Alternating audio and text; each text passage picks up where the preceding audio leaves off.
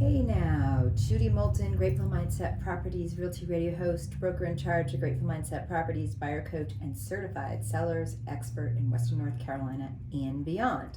Coming to you live from 107.7 FM, AM 1450, and online. Today's show is sponsored by Grateful Mindset Properties. And I want to tell you to be sure to stick around for today's special guest, sponsor, and host. Fun facts expert, local real estate agent, and broker in charge of Grateful Mindset Properties, Judi Moolten. Grateful Mindset Properties was founded in 2020, serving Western North Carolina and beyond with a grateful mindset.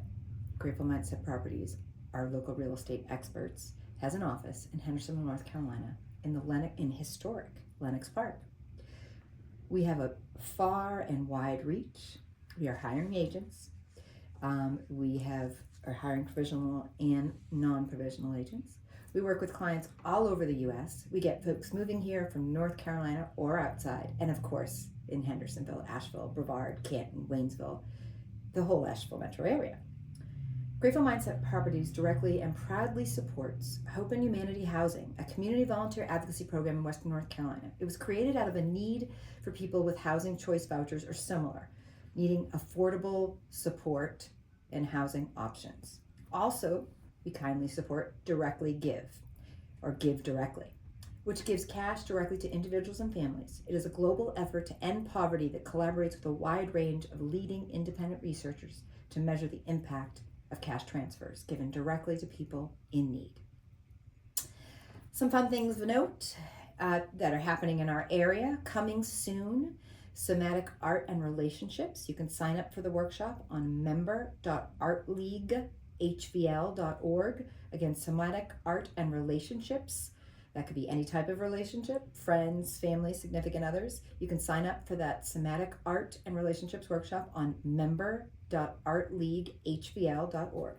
It incorporates tools from EMDR, which is also known as bilateral stimulation, Enneagram typing, which is a therapeutic orientation, which looks at character types, and IBSR, integration-based stress removal, a somatic coaching technique. It also includes artistic drawing. It also uncovers art styles that suits whatever art style suits you best. So you learn all of that and more. The class dates and more can be found at artleaguehvl.org. You click on art classes, then art place classes, then look at somatic art and relationships. And you know what? You can call me if you have any questions at all. 828-290-0940. Again, you're listening to Judi Moolten, Grateful Mindset Properties Realty Radio host. 828-290-0940. Spotify, Apple Podcasts, Facebook, Instagram, Nextdoor. We are all over social media. And of course, you can see us on video at youtube.com. Again, Grateful Mindset Properties Realty Radio. 828-290-0940 and gratefulmindsetproperties.com. So let's talk about some real estate for a little bit. Just a tad about real estate. We got human interest. We got some fun facts. A lot of things to talk about today. So what is happening on the MLS right now? Multiple listing system. We've got a few coming soons. We've got a bunch of new listings hitting hard since interest rates have dropped a bit. And I'll be talking more about interest rates in a few moments. We've got, the most price increases that I've seen in a while. We have some price decreases, and we've got back on market. So that is of interest, right? Also, some highlights, really cool property that I would implore you to check out. 505 King Crest Drive in Flat Rock, North Carolina.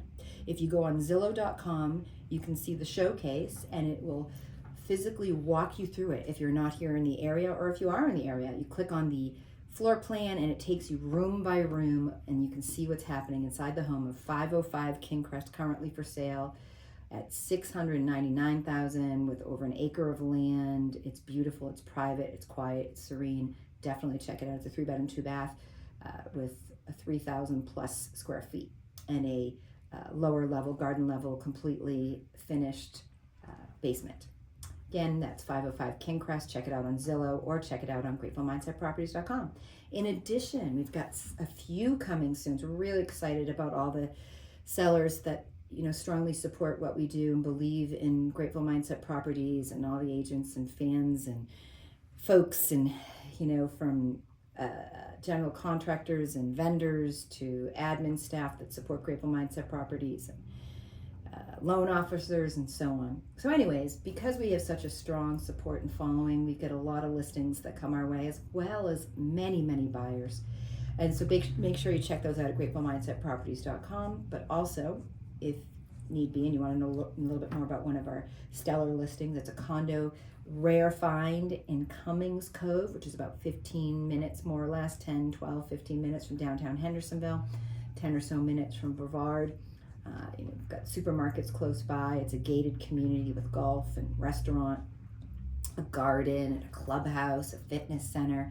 Anyways, our condo, it is a 15-foot ceiling, high ceilings, beautiful size property. It's about 1,400 square feet, is a 2-bedroom, full 2-bed, 2-bath. Definitely worth checking out at 3501 Mountaintop Walk. It's Top Way. It's coming out next week, so you can see the inside, but it is listed on the MLS as coming soon, so you'll definitely want to see that. We have some coming up in Swannanoa and Asheville, so be sure to check those out as they come out. Also a reminder for Barry Garcia, a joyful bear featuring the night sky, the sun, the moon, and flowers, but most importantly, sparkles. He was created with love, whimsy, art, family fun in mind.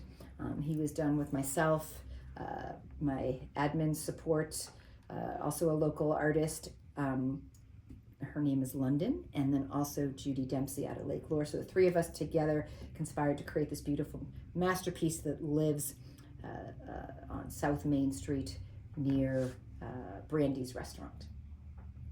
And all proceeds from the auction will go to a group that we are on the board of and support, that I'm personally on the board of and support, called Homes for Youth, providing homes for vetted family members, foster parents, and the children, usually siblings, that need a place to stay for a period of time. So that is something I strongly support. So please check that out. So some fun stats and fun facts to be aware of. Right now in 2024, the last month has been very interesting. In the past, I was saying, hey, it's really been a balanced market. The last month, car prices, interest rates dropped. We have seen a complete slowdown until about 2 weeks ago, where buyers are definitely coming back and hitting the ground running because interest rates have lowered. They're about 6.2% for the 30-year and the 5.5% for the 15-year. And again, that's all relative depending on credit scores and so on. But the price per square foot has also come down. So we haven't seen interest rates this low. We haven't seen price per square foot this low. This is an historical time. Right now, the median, the average price per square foot is about $180 to $300 in the Asheville metro area. In Hendersonville, we're right about $230 per square foot. Asheville, $250 to $300. Again, it will always depend on these things. Location is number one. Proximity to downtown areas, healthcare, and things to do. Its move-in readiness, how much work it needs, the age of the property. All of those things, mountain views, water views, these are all determining factors on the pricing and how quickly something will sell. But on average, days on market have been longer, about 30 days, less, multiple offers. But for those priced right, and that's why someone works with an expert like myself, again, Judi Moolten, Grateful Mindset Properties, 828-290-0940. People call and ask me, what should I list my home for? I work with them, do stellar research and getting them the data that is needed. But typically we're seeing about 30 days on market if it's not move-in ready. But if it is, it could sell in about a day, two, multiple offers. We're not seeing as many as we did during the COVID years, but for sure it is happening. So the 3 rules still apply. Location, close to all shopping, emergency needs, entertainment, and more. Number 2, needs little to no work to the property. Number 3, might have main floor living, views, some type of lifestyle preference. All these things combined, you'll get less than 30 days on market. So if, for example, something goes off market, goes under contract, then goes back on, could happen for any reason or no reason. I've seen buyers change their minds about the area. That happens quite a bit. For something happens with their family and they decide not to stay. So again, 6.2 to 5.5 is what we're looking at. But there is a prediction, there is a belief it will be a buyer's market after January 2025. There is still discussion that the interest rates will drop 1 or 2 more times before January. We might see things in the 5%. This will move more inventory onto the market, and prices of homes are staying steady with pricing elevations at about 2% per year, and that's remaining strong. We saw 5% or even 10 or 12% during the COVID years. But these are things, that we're really seeing happening. So again, just keep that in mind. But cash buyers really definitely affect things as well. Obviously, things being priced pretty balanced right now. Interest rates dropping, but then after January, prices will go up, especially if interest rates drop. So for those of you that can afford to buy now or sell now, it is really a good idea because we still are in that balance / moving towards a buyer's market. So for sellers, some things to know. Renovations and landscaping will help get your home sold. When it's time to sell your house, you want to do it as quickly as possible. Things that I say, that I share with my sellers, is we want to not leave money on the table. We want to inconvenience you as little as possible, and that's what I do. I have been voted as the most attentive, caring agent by many of my buyers and sellers, and we go above and beyond. That is something that it's my claim to real estate fame, if you will. But nobody wants their house to sit on the market for a long period of time. They certainly don't want to leave money on the table, right? So you might not want to think about making renovations to your house because you're spending money on a place you're no longer going to live in. So, which means you won't even be able to enjoy the renovations. And this is why you work with a certified expert listing agent to really help you understand what things are costing, price per square foot, what it costs to build today, what wood is pricing at, all these things. We have a general contractor on our staff that really does pre-listing appointments. We have pre-staging staff. We've got everybody to kind of help you make that best choice possible. Some things to think about: quartz countertops, right? Quartz becomes the preferred choice in countertops. This has kind of happened several years ago. The decor that we've dealt with, granite has been around for a long time, but design trends since 2020, this granite countertops are a thing of the past, and quartz is really kind of leading the forefront. So quartz is a great alternative to granite or marble because of its durability and ease of maintenance. So whether you're a buyer or seller, it's something to think about, right? So the new styles of quartz often mimic marble. So, that's for some that it's hard to distinguish from the other, right? So if the countertop looks dated, they're stained or in poor condition, think about quartz as your style alternative. Your master shower. So again, sellers, I'm talking to you, right? Also buyers, if you're thinking about buying some things you might want to think about, right? Or to do as a renovation.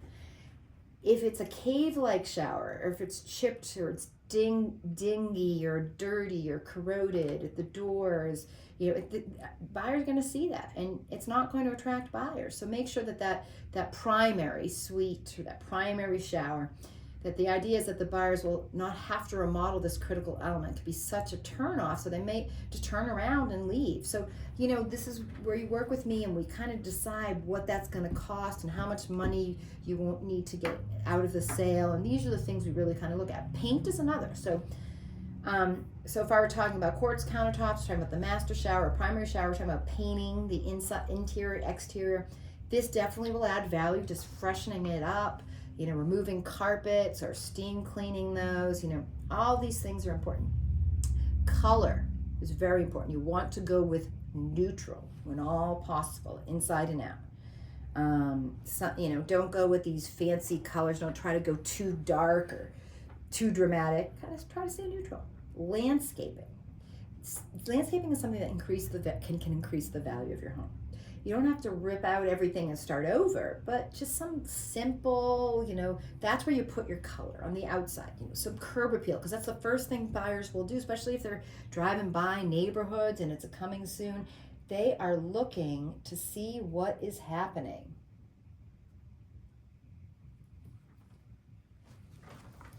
So please, I just want you, I implore you, implore you to kind of clean it up, keep it low maintenance, maybe put up a privacy fence or a sound barrier. It could be bamboo, something, invasive, but that's also attractive, but creates a sound barrier from the road, if there's any roads nearby. Putting a little waterfall or some type of water sounds will help. Bring your indoors outside. That's where you want to really bring some beauty. You might have an outdoor deck and add a TV or a grill or a refrigerator. If you have these things, backyard, all of these things will definitely create a focal point. You want to really have a focal point inside and outside. Fireplaces, fire pits, all of these things provide a lovely atmosphere. So those are all things that we strongly suggest that really make a difference. Some other things to know. Buying a lot, a piece of land, a plot of land versus buying a home. Some of the differences you need to know, and some things to think about. So if you're a buyer and you're looking at buying a lot, what you'll sometimes notice is that the price has dropped several times. It's like, well, what's wrong with it? What tends to happen is people buy lots and they think they're going to live there. They think they're going to build there, and then they decide they don't want to. So typically a lot, before it sells and somebody builds on it, it might sell 2 or 3 times before the final buyer. But if you're looking for the perfect real estate investment opportunity, you've probably been looking at homes, but have you considered buying vacant land? Because that's something to consider. It's a price point that, it's something that's priced, if priced well, generally doesn't change too much. Again, that's where a lot of balance tends to stay. It's usually not overpriced. Now, I can't say that for absolutely everything. We sometimes we have to look at things microscopically, and we have to understand that sellers sometimes say, I only want to sell at this price. And so, us as agents that they've hired have to take that factor into account. But if priced well, especially if they work with me, these things tend not to sit for a long time unless it's location or extreme slope, and so that goes to buildability. But zoning is something. When you purchase a home, you could typically you want to know if the land is residential. Again, why you work with a buyer's agent if buying any piece of property is to help you find out and advocate for you as a consumer the things you need to know about utilities and zoning, etc. So that's something to be mindful of when looking at lots. Can the land be subdivided? So if it's a good investment, are there utilities? Can it be subdivided? What is the zoning? What are the tax implications? What are the property taxes? What have they been assessed at? All of these things are the information that your buyer's agent will provide for you. Maintenance requirements. If there's an HOA, what is covered? The cash flow potential. If there's no HOA and it's multiple use and it's commercial as well as residential zoned or mixed use, and you can put a business on there, or you can rent a trailer or an RV or things that you might be able to do. And resale, one of the most important things to think about when buying anything, land or otherwise. What is the resale potential? What is your legacy property going to look like for you or your family? So those are all things that are very important to consider. But I'd like to come back to the state of the economy. If I were to go back to school today, many of you who listen to me week after week, listen to us on our podcast on Spotify, or go back to gratefulmindsetproperties.com and check out our previous radio shows, or go on WKHP.com and check out our previous radio shows. YouTube, see us as well as hear us. They live there, they stay there. You miss our show on Saturday morning at 9 a.m. to 9:30. You come back, you come check us out at gratefulmindsetproperties.com. You can look up any of our previous shows. As I mentioned, Facebook, Instagram, Spotify, Apple, YouTube, they live there. But so if I were to go back to school, and if I were to look at, and I'm a retired clinician, behavioral health, couples and trauma was my specialty. That's why I got into real estate, because sometimes we deal with unhealthy stress or healthy stress, as well as managing families and couples on purchasing or selling. So it was a real nice, easy transfer of my research and my skill set. But if I were to go back to school, social economics would be something that certainly plays a role in real estate, and certainly played a role even with the families or the couples, etc., that I worked with as a behavioral therapist. But social economics. So let's talk a little bit about the economy. Things that folks want to see happen. What is happening now and more, and what is predicted to happen for buyers, for sellers, consumers, and so on. So 2024, the political rally cry is it's the housing. 70% of the economy relies on housing. We look at what's happening with automobiles. We look at the state of the economy. But right now we have the trifecta. We've got inflation, we have interest rates, and we have a political year. Those three things have really affected what's happening in the economy right now, what's happening with real estate, what's happening with automobiles, and things. Like I said, the last 30 days, we've just seen a complete lowering in rates across the board, and that has put more buyers and sellers to kind of take a look at what they want to do with property and so on.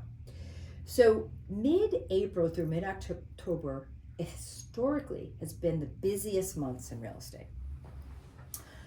We are in a balanced market with a prediction that we are moving to a buyer's market, possibly after the first of the year. Never, and that's a capital N, capital E, capital V, capital E, capital R, underlined, highlighted, and bolded. Never have I seen a market this slow. Buyers waiting for prices to fall, homes sitting longer than 30 days, and sellers hesitating to sell.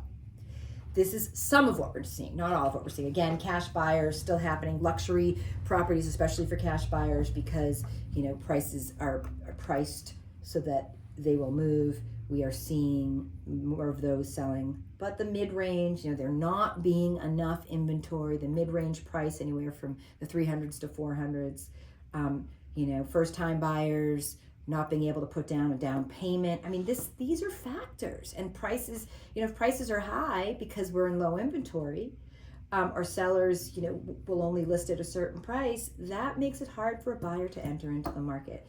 So we're waiting, buyers are waiting for prices to fall. And things have been sitting for some buyers or some sellers, right? 3 reasons: inflation, interest rates, and the election. Let's talk about all 3. We have been hearing about inflation for a while now, right? But it has hit all consumers hard. You go food shopping. Now, I don't do the food shopping. I used to make the joke when I used to travel around the world, and I would say, hey, my husband is domestically gifted and I am domestically challenged. That is why I don't food shop. I don't fill the dishwasher. I don't do the laundry.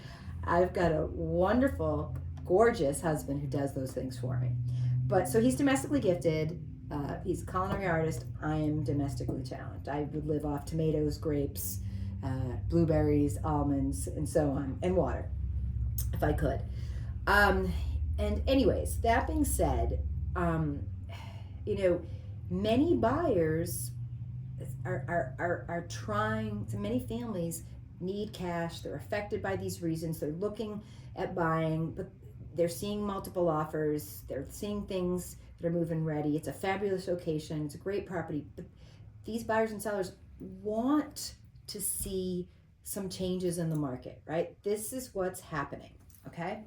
We are mobilizing to make home affordability. This is a top concern for voters. They just did a Gallup poll. It is the economy, okay? This is what we hear all the time. This is what I've been hearing for a long time. The simplest phrase became a rallying cry in the 1992 presidential election, acknowledging the frustration driving voters' decisions at the ballot box. And in 2024, the saying rings just as true.